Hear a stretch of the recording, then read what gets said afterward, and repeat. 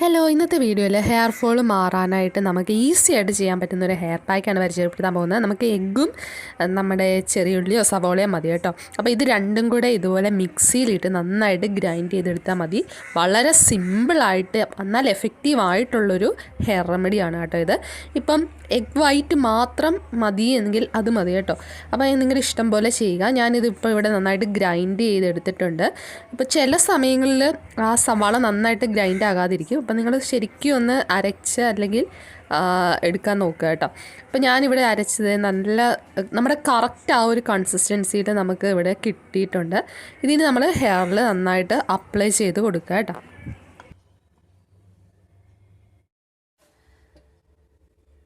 അപ്പോൾ ആദ്യം നമ്മളൊരു അല്പം കോക്കനട്ട് ഓയിലോ നിങ്ങൾ ഏത് ഓയിലാണോ അപ്ലൈ ചെയ്യുന്നത് അതൊന്ന് അല്പം അപ്ലൈ ചെയ്ത് കൊടുക്കുക കേട്ടോ. കാരണം ഈ നീരിറക്കൊക്കെ ഉണ്ടാകാതിരിക്കാനായിട്ടാണ് നമ്മൾ അങ്ങനെ ചെയ്യണേ.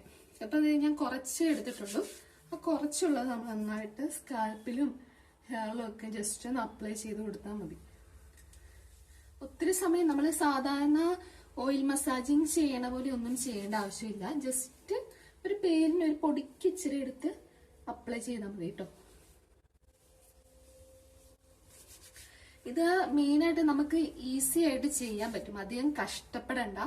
എന്നാൽ ഒത്തിരി ഗുണങ്ങളും ഉള്ള ഒരു ഹെയർ പാക്കാണ് ഇത്. അപ്പൊ ഏറ്റവും കൂടുതൽ എനിക്ക് മടിയുള്ള സമയത്താണ് ഞാൻ ഈ ഒരു ഹെയർ പാക്ക് കൂടുതലും ചെയ്യണത്.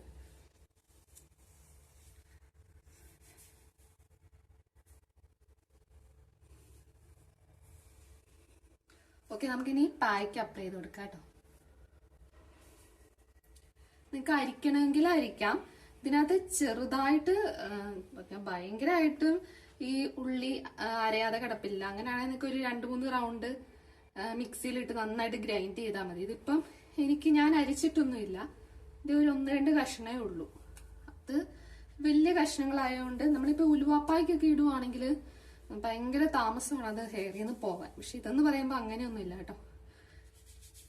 നന്നായിട്ട് അപ്ലൈ ചെയ്ത് കൊടുക്കും.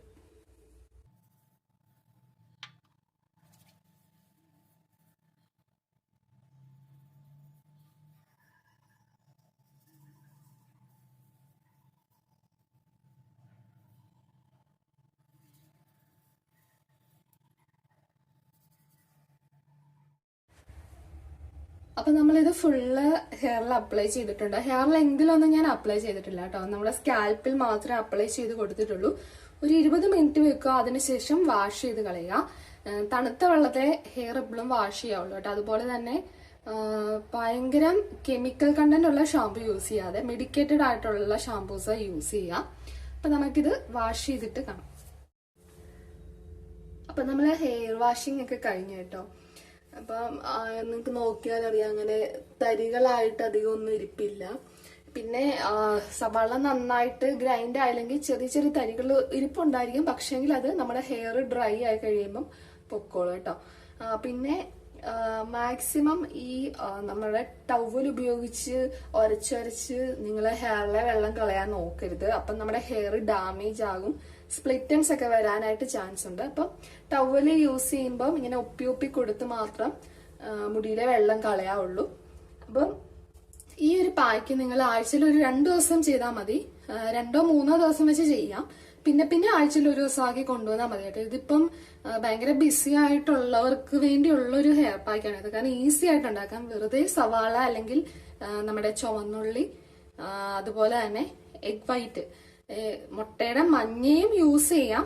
ഞാനിപ്പോ കളയണ്ടല്ലോ എന്ന് വിചാരിച്ചാണ്. പിന്നെ ഷാമ്പു ഒന്നും ഇടാൻ പറ്റാത്തവരാണെങ്കിൽ സവാള ഉപയോഗിച്ച് കഴിഞ്ഞാൽ ഓൾറെഡി നമ്മൾ ഷാമ്പു ചെയ്യണം, അല്ലെങ്കിൽ സ്മെല്ല് നിൽക്കും കേട്ടോ. അപ്പം ഈ ഒരു പാക്ക് നിങ്ങൾ മസ്റ്റായിട്ടും ട്രൈ ചെയ്ത് നോക്കാം. ഡാൻഡ്രഫ് ഉള്ളവര് അതുപോലെ തന്നെ ഹെയർ ഫോൾ ഉള്ളവര് മസ്റ്റായിട്ടും ട്രൈ ചെയ്യാം. അപ്പൊ ഇനി അടുത്ത വീഡിയോ കാണുന്നവരെ